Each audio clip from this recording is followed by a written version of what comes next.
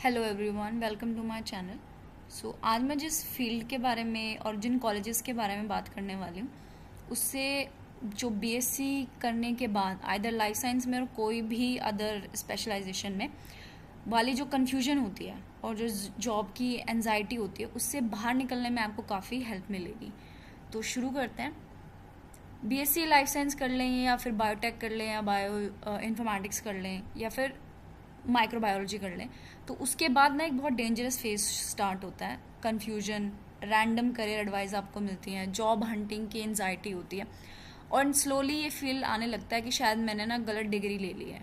And honestly मेरे साथ भी यही हुआ था। तो मैंने भी क्लिनिकल रिसर्च का डिप्लोमा किया हुआ है और मुझे जेन्युइनली एक चीज़ का बहुत रिग्रेट है कि अगर मुझे इन दो कॉलेजेस के बारे में, इन इंस्टीट्यूट के बारे में पहले से पता होता तो मैं अपनी क्लिनिकल रिसर्च की प्रॉपर मास्टर की डिग्री इन्हीं कॉलेजेस से लेती, क्योंकि यहाँ पे इंडस्ट्री एक्सप्लोजर मिलता है जो फार्मा कंपनीज को चाहिए। उनको पता है कि इस इंस्टीट्यूट में पढ़ने वाला बच्चा और एक डिप्लोमा बाहर से लेने वाला बच्चे में फ़र्क है। तो शायद आज तक मैं डायरेक्टली किसी फार्मा कंपनी में काम भी कर रही होती अगर मैंने किया होता, तो कैंपस से एक्सप्लोजर मिल जाता है इससे। तो आज की वीडियो बहुत इंपॉर्टेंट है क्योंकि इस वीडियो में हम बात करेंगे कि क्लिनिकल रिसर्च एक्चुअली होता क्या है और डीपीएसआरयू और टीएचएसटीआई क्यों अलग है और इनका एडमिशन प्रोसेस क्या है, किस टाइप का प्लेसमेंट होता है। ठीक है, सो वीडियो को एंड तक ज़रूर देखना। तो मेरी आपको यही एडवाइस है यहाँ पे कि अगर आप सिर्फ गवर्नमेंट जॉब करना चाहते हैं देन आप ये वीडियो स्किप कर सकते हैं। ये उनके लिए है जिन्हें अपनी ही फील्ड में एक एक्सप्लोजर चाहिए, राइट। चाहे वो गवर्नमेंट हो या प्राइवेट हो, उन्हें उससे कोई फ़र्क नहीं पड़ता। तो ये आपके लिए मैंने जस्ट एक क्लियर रोड मैप दिया है कि अगर आपने मास्टर्स में अभी तक एडमिशन नहीं लिया है then you should go for these two institute जो दिल्ली में ही हैं और दिल्ली लोकेशन में हैं और आपको काफ़ी बेनिफिट होगा इनसे, क्योंकि according to me clinical research एक बहुत ही अंडररेटेड डिग्री है बट एक स्मार्ट करियर ऑप्शन है, क्योंकि वहाँ पे आपको इंस्टीट्यूट से ही डायरेक्ट कंपनी की प्लेसमेंट्स मिल जाती हैं। अगर आप डिप्लोमा करके जाएंगे तो आपको हासिल करना पड़ेगा जैसे मैं कर रही हूँ, बट हाँ अगर आप इन इंस्टीट्यूट से मास्टर्स करते हैं देन आपके पास एक बहुत बड़ा एडवांटेज होता है। तो अब सिंपल लैंग्वेज में समझते हैं क्लिनिकल रिसर्च होता क्या है।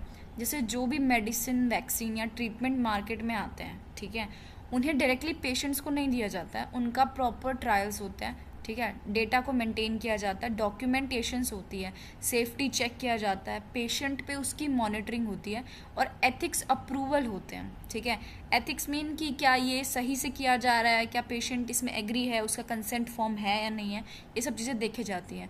तो ये एक पूरा का पूरा सिस्टम होता है, क्लिनिकल रिसर्च का पार्ट होता है और इस इंडस्ट्री को ट्रेंड लाइफ साइंस स्टूडेंट्स की बहुत ही ज़्यादा ज़रूरत होती है।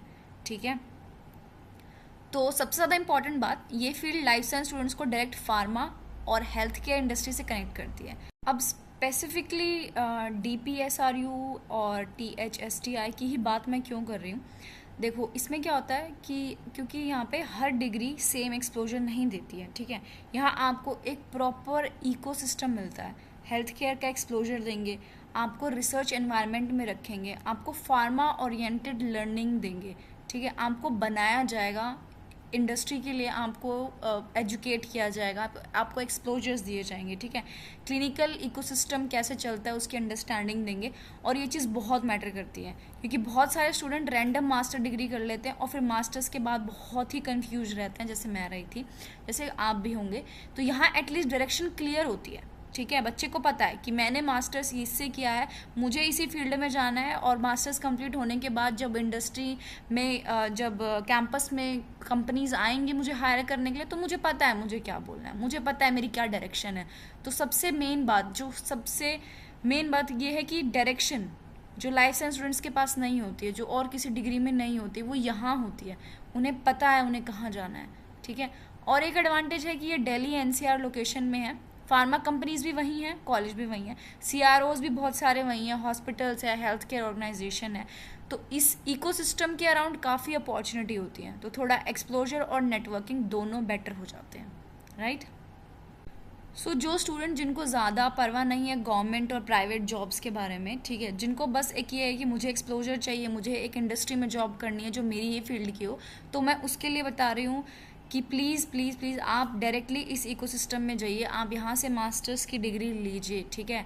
और ये वीडियो बनाने का मेरा यही पर्पस है कि बहुत सारे स्टूडेंट जो होते हैं वो टैलेंटेड तो होते हैं, बट अवेयरनेस की कमी की वजह से उनके ईयर वेस्ट हो जाते हैं, और मैं नहीं चाहती कि कोई और स्टूडेंट भी वही मिस्टेक रिपीट करे जो मैंने की थी। बात करते हैं इन दोनों कॉलेजेस के एडमिशन प्रोसेस के बारे में।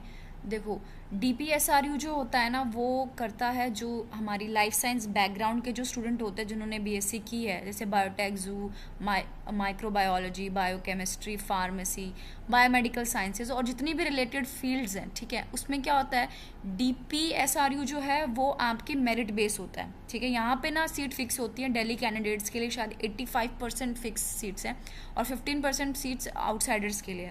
तो ये कम्प्लीटली मेरिट बेस्ड प्रोसेस होता है, मेरिट के बेसिस पे आपको सीट मिल जाती है। पर THSTI जो है इसका प्रोसेस थोड़ा डिफरेंट है। यहाँ पे एंट्रेंस एग्ज़ाम और इंटरव्यू और मेरिट, ये तीनों चीज़ें डिपेंड करती हैं, क्योंकि THSTI का जो कंपटीशन है वो थोड़ा हाई है एज़ कम्पेयर टू DPSRU, ठीक है।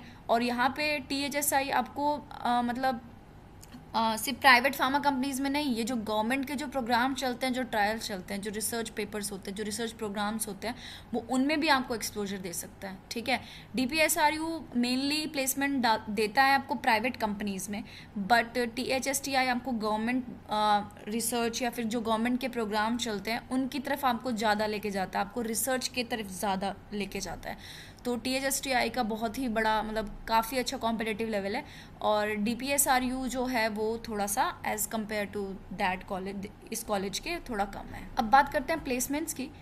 देखो, सैलरी की रियलिटी और प्लेसमेंट से ज़्यादा यही है, ज़्यादा सैलरी की वो एक्सपेक्टेशन मत रखना, जो फ्रेशर लेवल होती है वही मिलेगी। और प्लेसमेंट से पहले एक बात अच्छे से ध्यान रख लेना कि आपको डिग्री कोई भी ऑटोमेटिकली सक्सेस नहीं देती है। आपकी कम्युनिकेशन स्किल कैसी है, आप इंटरव्यू में कैसा परफॉर्म करेंगे, आपने इंटर्नशिप्स की है या नहीं, आपकी नेटवर्किंग कैसी है, लिंक्डइन प्रोफाइल अपडेटेड है या नहीं, आप में कॉन्फिडेंस कैसा है, इंग्लिश की कम्युनिकेशन ऑब्वियस ही बात है, मस्ट है। तो ये सब मैटर करता है, बट डिफरेंस ये है कि यहाँ आपको एक एक्चुअल इंडस्ट्री पाथवे मिलता है, राइट। तो आपके रोल्स में क्या क्या हो सकते हैं, आप CRA बन सकते हैं, क्लिनिकल रिसर्च एसोसिएट बन सकते हैं, आप क्लिनिकल डाटा मैनेजमेंट में जा सकते हैं, फार्माको विजिलेंस में जा सकते हैं, मेडिकल राइटिंग, रेगुलेटरी अफेयर्स भी होते हैं, ठीक है। तो स्टार्टिंग सैलरी शायद इंस्टेंटली बहुत हाई नहीं होगी, पर इम्पॉर्टेंट चीज़ ये है कि आप एक ग्रोइंग इंडस्ट्री इकोसिस्टम में एंटर कर रहे हैं, तो वहाँ पे ग्रोथ तो पॉसिबल है, आपको मिलेगी, कोई डाउट नहीं है, ठीक है।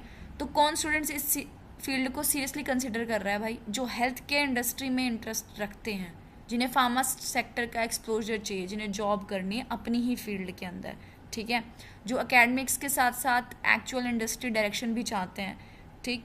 बट अगर किसी को सिर्फ हार्डकोर लैब रिसर्च ही करनी है लाइफ लॉन्ग, जैसे PhD में होता है, तो हो सकता है कि उसके लिए परफेक्ट मैच ना हो, क्योंकि क्लिनिकल रिसर्च में आपका कम्युनिकेशन, कोऑर्डिनेशन, डॉक्यूमेंटेशन और इंडस्ट्री का वर्कफ्लो बहुत ज़्यादा इंपॉर्टेंट रोल प्ले करता है।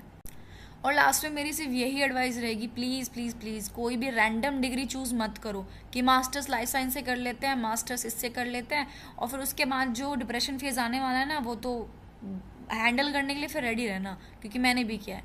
तो पहले करिकुलम देखो, उसका प्लेसमेंट एक्सप्लोजर देखो, सीनियर्स की लिंक्डइन पे कनेक्ट करो, इंडस्ट्री रेलेवेंस को समझो और फिर डिसीजन लो।